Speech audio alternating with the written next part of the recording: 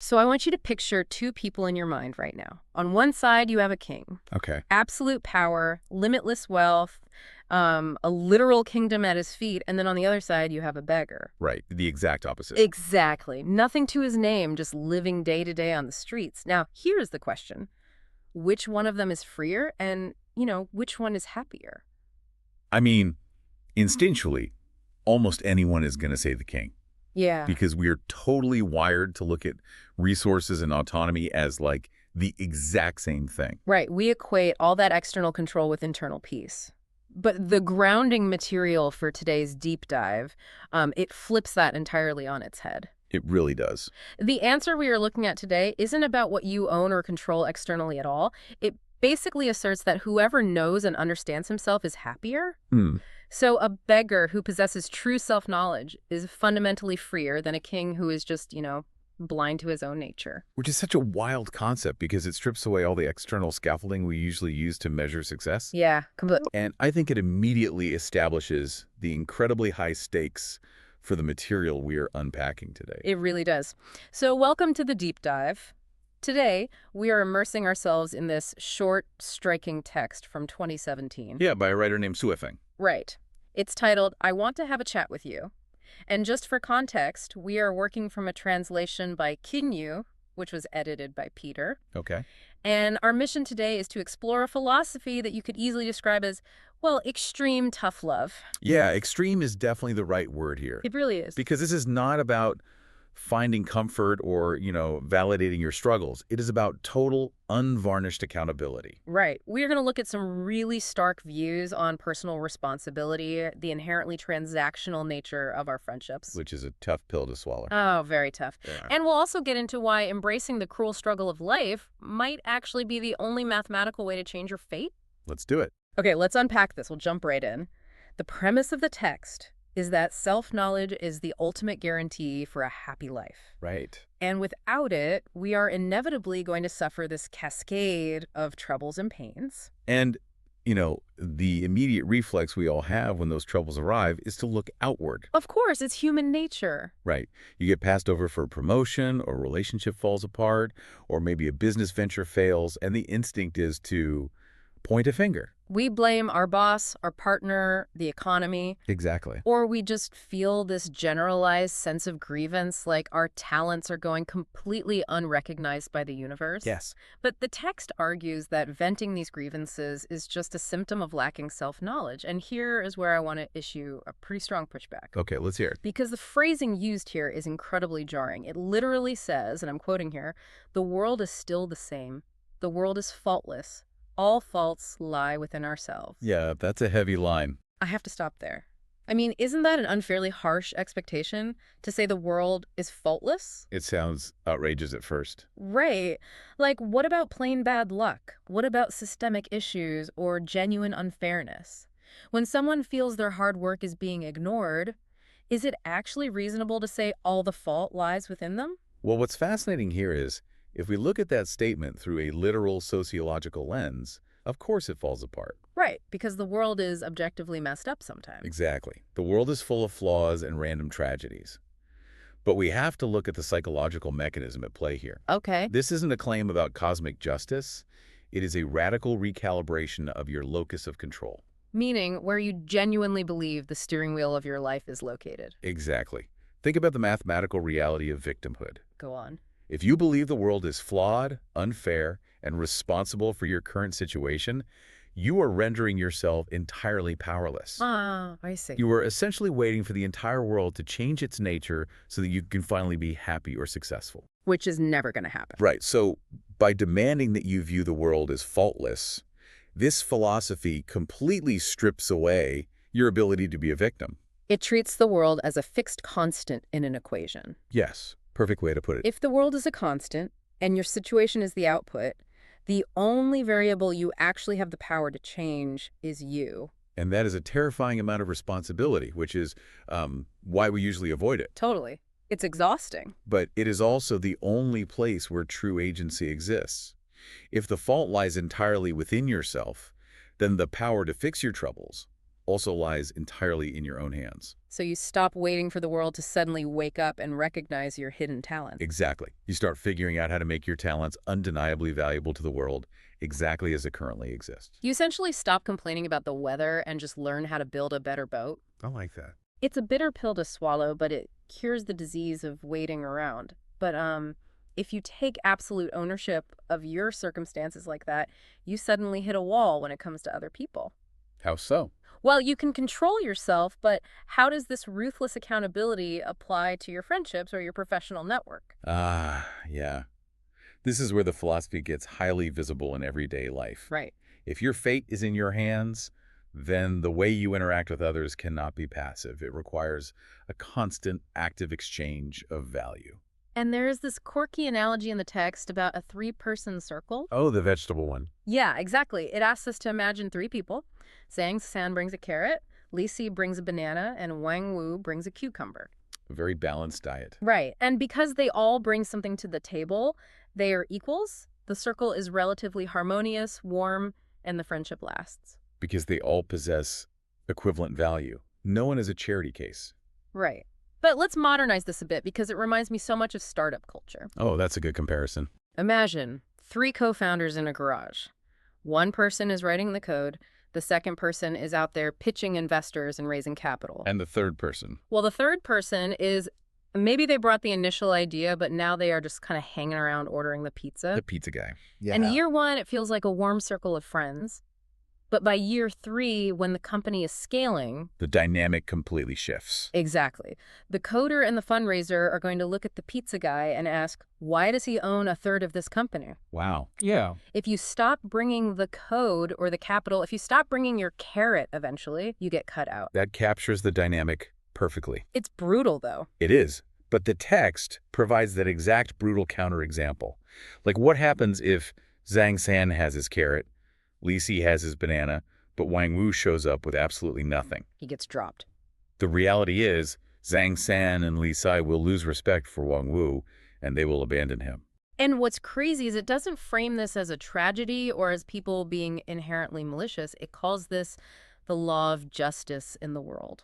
Because it is a universal law of human behavior, whether we like to admit it or not. Right. If we connect this to the bigger picture, we all operate within circles. A 2-person marriage is a circle. A massive corporate hierarchy is a circle. Even a group chat is a circle. Exactly. And the baseline requirement for respect and inclusion in any of these circles is the maintenance of equivalent value. The text points to the business world to illustrate this vividly, too. It says millionaires are in the million-dollar circle. Multimillionaires are in the multimillionaire circle. And they do not mix. It is the ultimate expression of birds of a feather flock together. Yeah, but why? I mean, is it just arrogance? Well, if we dig into the mechanisms of why that happens, makes perfect sense. It isn't just about snobbery. Okay, what is it then? Why do multimillionaires isolate themselves into their own circle? Because the currency they trade in requires it. They share a specific risk tolerance. Ah, that makes sense. They have access to similar levers of capital and high-leverage networks. If you drop a regular millionaire into a multimillionaire's deal, they can't absorb the financial shock if things go south. They become a liability to the group. Precisely. The feather in that proverb is the specific actionable value you bring to the ecosystem. So it is a highly transactional view of human relationships. Yeah. If you are revered and respected by others, it is purely because you are valuable to them in some tangible way. And the warning attached to this is severe. If you lose your value, no one will revere you. You're just out. You have to be prepared to bear the indifference of the world. The text mentions facing the boundless isolation and loneliness in our hearts. That is incredibly bleak. It is, but maintaining your value isn't just a strategy for career advancement. Oh. It is the baseline requirement for social survival. You have to keep tending to your garden so you always have a cucumber to bring to the group. Exactly. But, I mean, keeping up that level of equivalent value, constantly ensuring you aren't the one empty-handed at the table.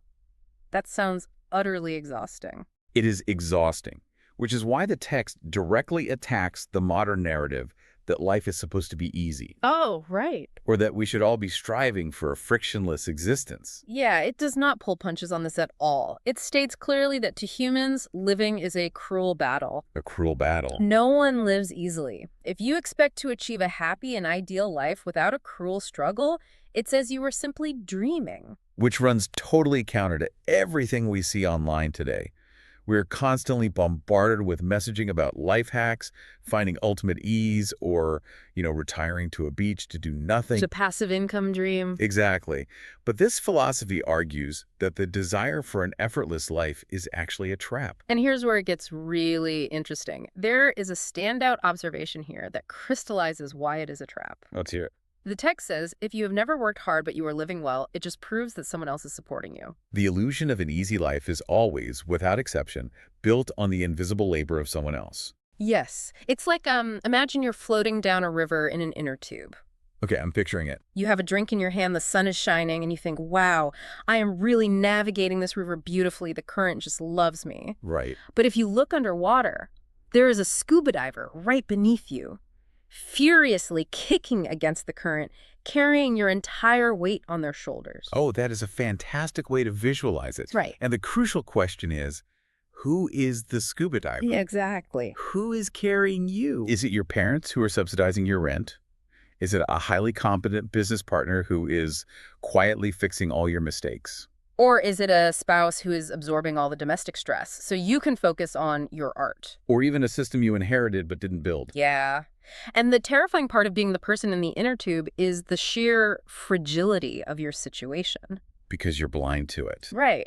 You feel relaxed, but you are actually in the most precarious position possible. Because the scaffolding holding you up is entirely out of your control. If your comfortable life relies on a supporter, you are highly vulnerable to the whims of the world. What happens when the scuba diver gets tired? Exactly. What happens when your parents cut you off, or your business partner leaves, or the market shifts and that inherited system collapses? You hit the water and you don't know how to swim. Right. You instantly enter a state of misery because you haven't built the muscles required to fight the cruel battle yourself. You have no carrot to bring to the circle. So the only mathematical way out of this trap of fragility is to become the provider of value yourself. You have to get in the water. The text demands that we abandon thoughts of mere enjoyment and stop living in a muddle-headed way, as it translates. Muddle-headed, I love that term. Just drifting downstream, oblivious to the diver beneath you. Right.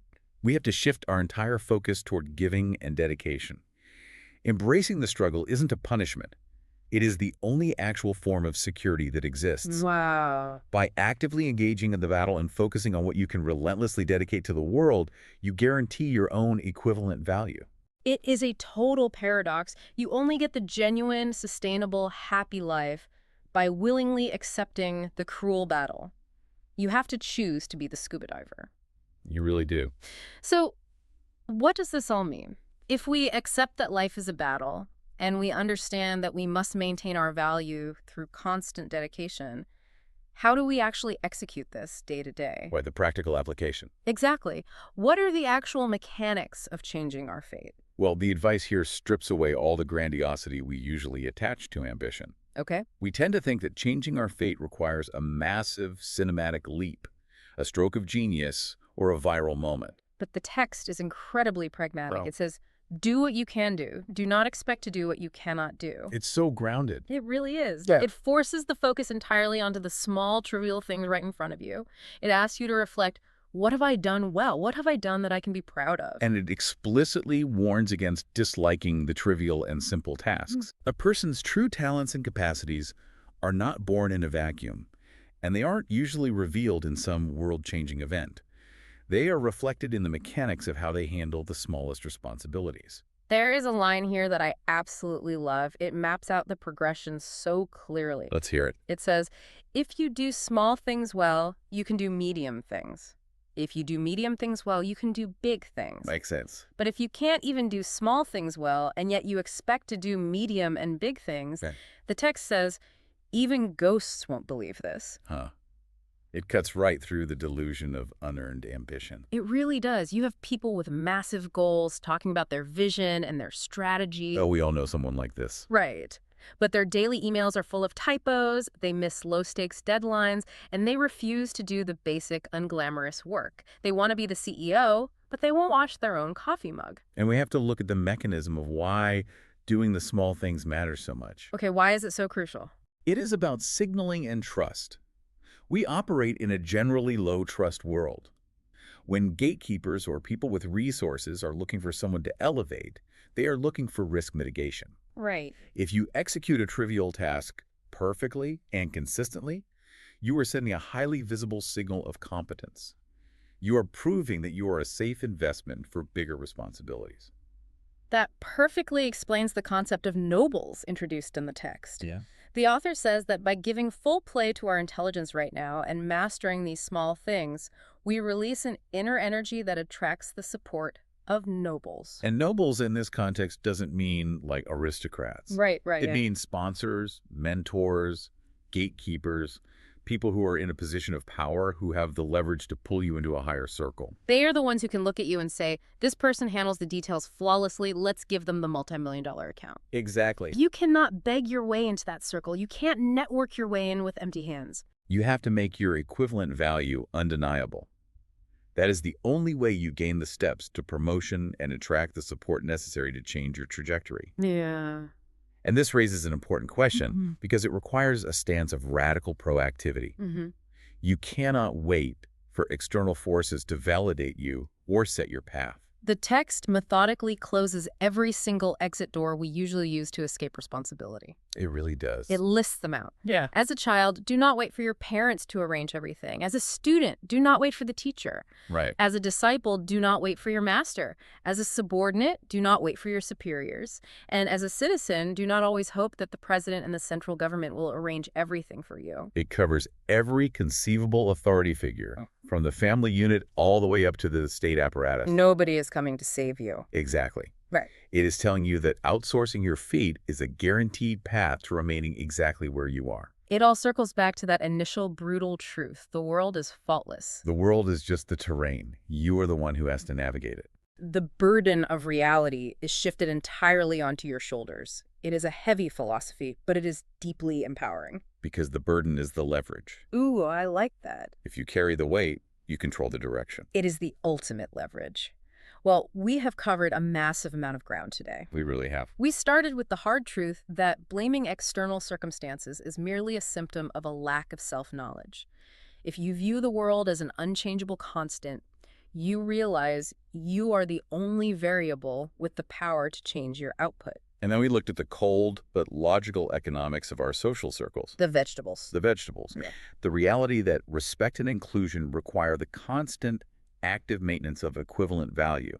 If you don't bring the code, the capital, or the carrot, you face the boundless isolation of dropping to zero value.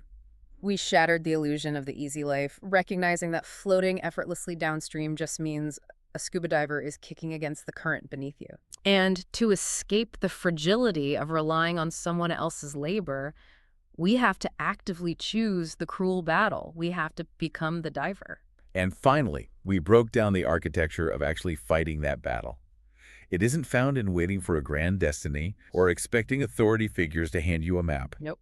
It is found in executing the trivial daily tasks so perfectly that your competence becomes a beacon, attracting the gatekeepers who can accelerate your path. So your fate is dictated by the value you proactively choose to create, starting right now, with the smallest thing in front of you. Absolutely. But before we wrap up this deep dive, I want to offer a final thought for you to mull over. Okay. We spent a significant amount of time on the dynamic of equivalent value. The idea that you will be abandoned by a circle if you stop bringing your carrot. Right, the fear of isolation. Exactly. But consider the reverse of that scenario. The proactive side of that dynamic. Yes. What if you look around your current circle and you realize you no longer share the same currency? No. Maybe your values have fundamentally shifted. Maybe you have outgrown the carrots and you are interested in something else entirely. But everyone around you is desperately clinging to the old dynamic. That happens all the time. Right. We fear being abandoned, but could actively choosing to leave a circle where you no longer align, stepping out of the warmth and facing that temporary isolation on purpose, could that actually be the ultimate liberating act of self-knowledge? That requires an immense amount of bravery. It To does. willingly leave the table, knowing you will lose the security of the group, simply because you refuse to offer a currency you no longer believe in. It takes bravery, but maybe that is exactly what it takes to stop being muddle-headed. Yeah. Because if we go all the way back to the image we started with, a king sits on a throne, terrified of losing his crown, surrounded by a circle of people who only value him because of it. He is a prisoner to his own equivalent value. But the beggar who willingly walks away from the table knowing exactly who he is, what he truly values, and what he is capable of building from scratch. He's unstoppable. He is the one who is truly free.